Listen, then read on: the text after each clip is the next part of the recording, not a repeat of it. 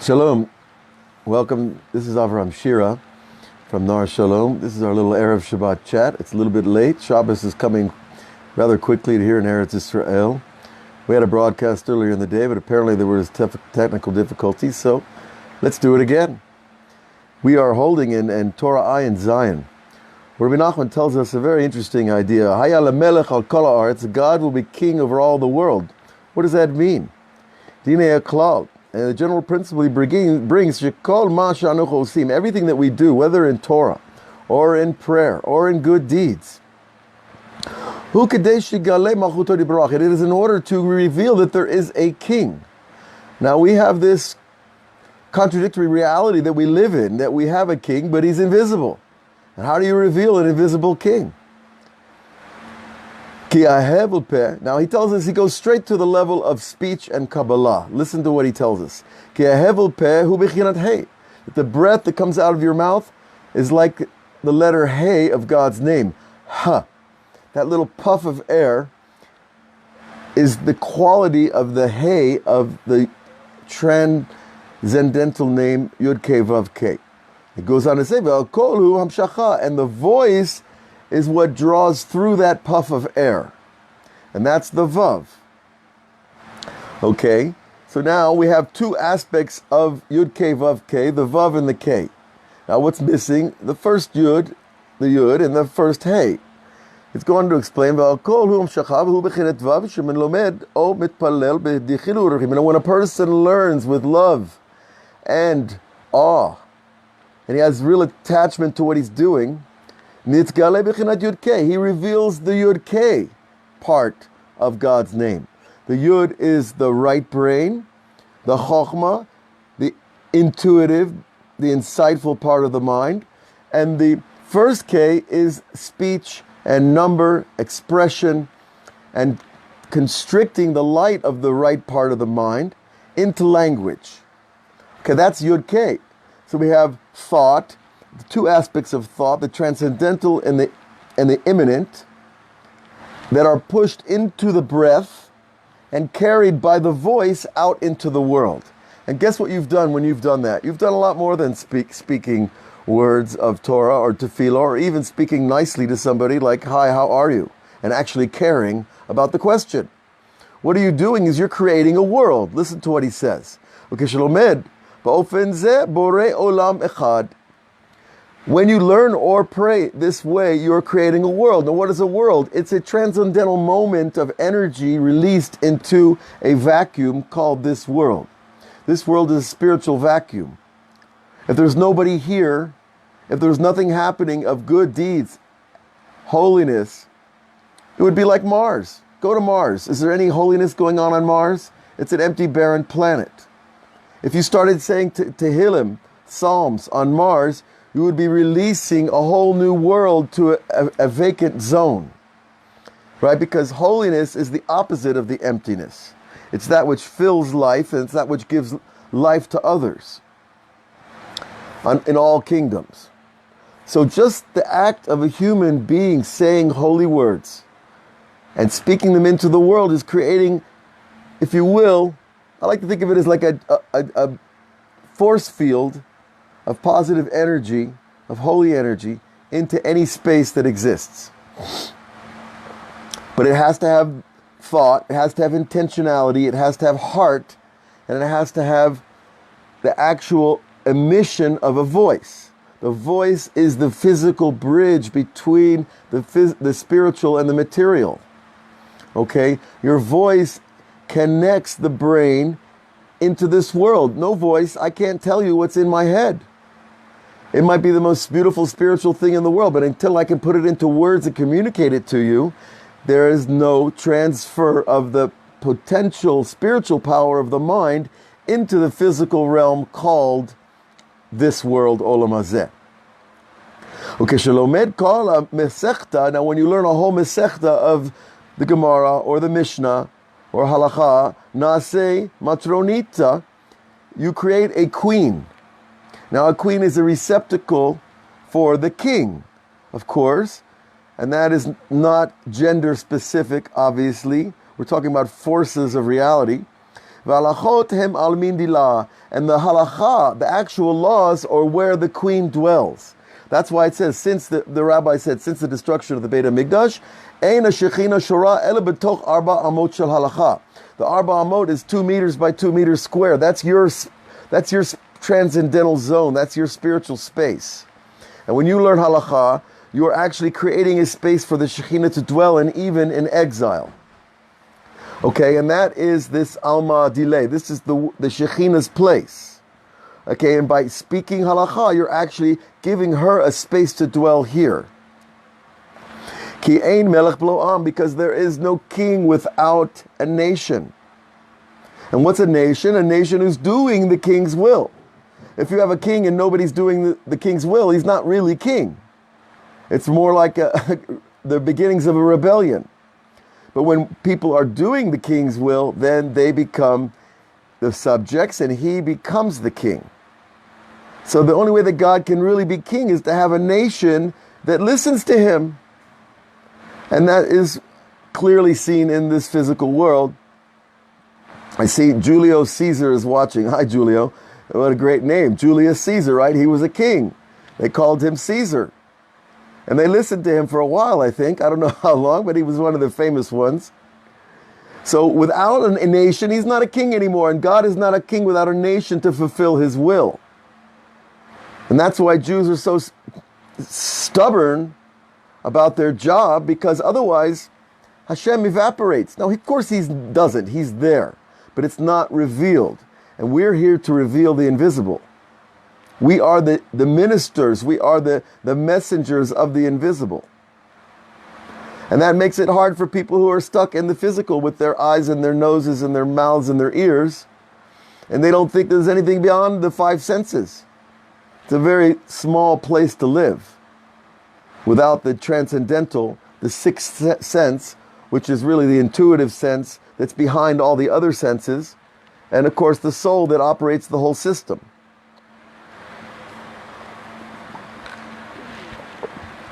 And this is the idea of the verse, V'haya lamelech al kol ha'aretz. So God was king over all the world. Ha'aretz means the physical plane.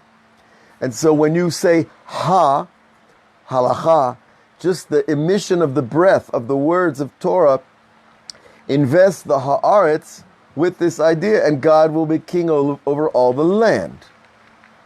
Right? But without that speech, without Jews learning Torah, where's the kingship? Where's the revelation of the invisible one? Shenitzgalei malchuto. But when we are doing his will, we are revealing his kingship. And this is the essential idea the Rav brings from the Zohar that says, Mechuvan chaser min ha-sefer. And he tells us, actually, Rabbi Nachman stopped the Torah in the middle and didn't tell them anything else. And he's one of the great sages of his time, and he writes, V'lo zechiti la'amod klal. And I did not merit to understand this at all. Now that's very interesting, that a person of his level who wrote Likutei Halachot, which is like an 8-volume set, he wrote Likutei Tefillot, which is an amazing collection of personal prayers, that he says he doesn't understand this. What's he trying to tell us?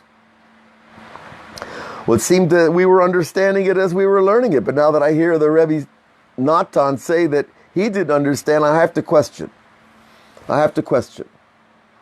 What's being revealed? Well, since we are almost in Shabbat, and Shabbat is the time for taking a break, for resting, for pulling out of the physical world and attaching ourselves to the spiritual realm, we have this paradoxical relationship appearing before us every week, that Shabbat is the revelation of God by not doing the things we normally do. That how do the people of God show the world that there is a God? By not doing what they do. If we just do what everybody else does all the time, then there's no revelation of anything special. So we have to be different in order to reveal the message.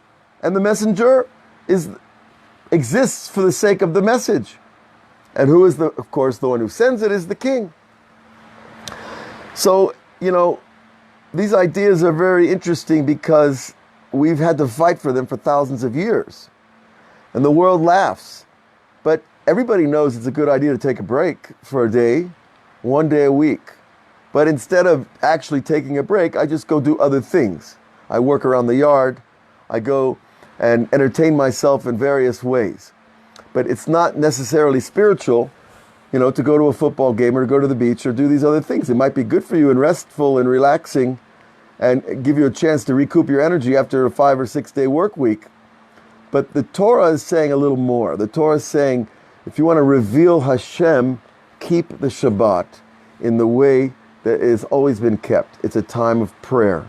It's a time of family gathering. It's a time of sharing. It's a time of sitting down around the table and not running up, after the chicken course, or everybody gets up and runs to their corner and takes off. No, it's a time to sit at the table for 3-4 hours and talk and tell stories and tell jokes and share ideas and open up books and communicate.